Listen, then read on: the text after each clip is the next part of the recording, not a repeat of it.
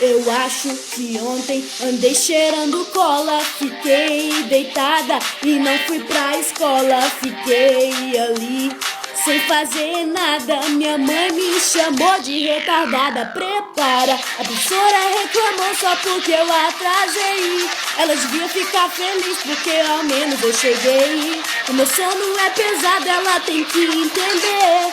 E não dá pra ir pra escola sem comer. Vai! Me deixa sem comida e vai me ver chorando. Eu não gosto da escola e fico só orando. Eu falo com a professora, ela fica me ignorando. Não dá pra levar na boa, eu fico na aula bem à toa. Me deixa sem comida e vai me ver chorando. Eu não gosto da escola e fico só orando. Eu falo com a professora, ela fica me ignorando. Não dá pra levar na boa, eu fico na aula bem à toa. Prepara.